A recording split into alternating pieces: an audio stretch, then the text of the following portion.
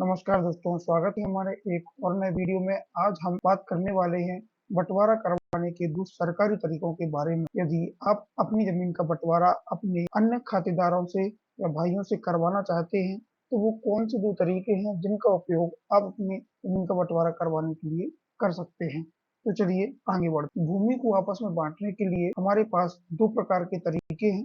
पहला है रजिस्टर्ड बंटवारानामा के माध्यम से और दूसरा है राजस्व न्यायालयों में डायरेक्ट आवेदन के माध्यम से। पहले हम बात करते हैं रजिस्टर्ड बंटवारा। रजिस्टर्ड बंटवारा रजिस्टर कार्यालय के माध्यम से किया जाता है। यदि कोई पिता अपनी समस्त संतानों के बीच में कोई बंटवारा अपनी जमीन का करना चाहता है, तो सरकार को एक नियत स्टाम्प ड्यूटी दे करके किया जा सकता है और यह एक रजिस्टर्ड बंटवारा रजिस्टर कार्यालय माध्यम से कर सकते हैं। रजिस्टर्ड बंटवारे का जो लेख होगा वो सर्विस प्रोवाइडर द्वारा लेख किया जाएगा और रजिस्टर द्वारा उसको रजिस्टर्ड किया जाएगा। जैसे आप अपनी जमीन बेचने के लिए जो प्रक्रिया अपनाते हैं, ठीक वैसे ही रजिस्टर्ड बंटवारानामा की रजिस्ट्री टाइप की हो जाती है। इसमें दोस्तों आपको सरकार को एक निश्चित स्टाम्प ड्यूटी, रसीद वगैरह का खर्च अलग से लगता है।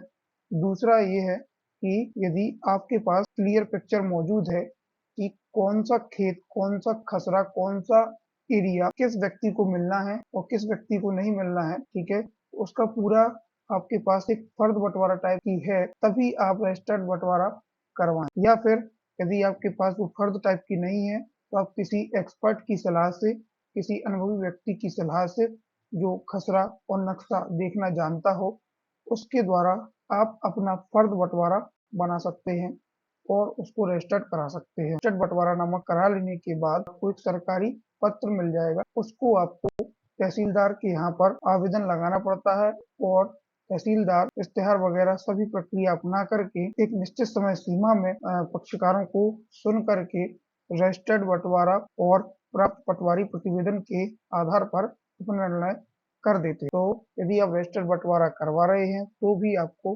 तहसीलदार के यहाँ पर आवेदन लगाना पड़ता है। अब बात करते हैं हम दूसरी प्रक्रिया की। दूसरी प्रक्रिया में क्या है कि राजस्व न्यायालय द्वारा अपने बंटवारा करा सकते हैं। किसी एक पक्ष के द्वारा बंटवारे का आवेदन तहसीलदार को प्रस्तुत करना पड़ता है। तहसीलदार द्वारा सभी पक्षों को सूचित किया जाता है और सुनवाई का उनको उचित अवसर दिया जाता है।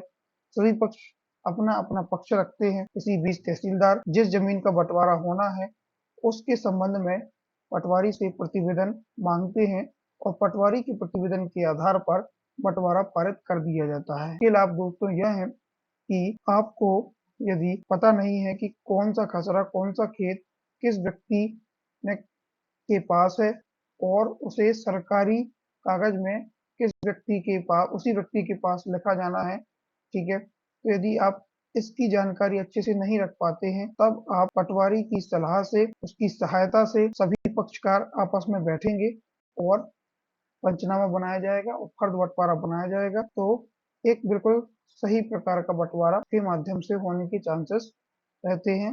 साथ ही में इसमें बहुत ही कम खर्च लगता है। आपको जो सरकारी शुल्क है, जैसे आवेदन देने के लिए जो सरकारी शुल्क लगता है और जो बंटवारा है, तो उसके लिए एक मिनिमम फीस जो कि तहसीलदार द्वारा अपने आदेश में लिखी जाएगी, उसको आपको सरकारी मद में जमा करना पड़ता है। अब हम देख लेते हैं आवश्यक दस्तावेज। जो आवश्यक दस्तावेज आपको चाहिए हैं वो है जमीन के जितने भी कागज हैं वो, और जो व्यक्ति अपना आवेदन लगा रहा है उसका परिचय पत्र, आवेदक का एक सबूत पत्र होना चाहिए, ठीक है, और बंटवारे में प्राप्त भूमि की जानकारी भी उसको अपनी देनी है। वो जरूरी नहीं है एग्जैक्ट दे, यदि वो राजस्व न्यायालय के माध्यम से अपना बंटवारा कराना चाह रहा है। और यदि रजिस्टर्ड बंटवारानामा है तो उसमें एग्जैक्ट जानकारी देना जरूरी है, क्योंकि उसी के आधार पर आप लोगों का बंटवारा कर दिया जाएगा। यदि आपने उसी रजिस्टर्ड बंटवारानामा में कोई गलत खेत किसी अन्य व्यक्ति के नाम लिख दिया है और उस पर वो कागज भी नहीं है, तो फिर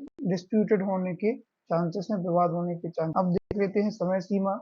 आप विवाद की स्थिति में 90 दिन में तहसीलदार आपको ऑर्डर कर देते हैं, और यदि विवाद की स्थिति होती है तो फिर ये डिपेंड करता है कब तक पक्षकार अपना पक्ष रखते हैं, और तो युक्तिक निराकरण होने तक विवाद की स्थिति में ये रहता है। आगे देखेंगे पैतृक संपत्ति किसे कहते हैं।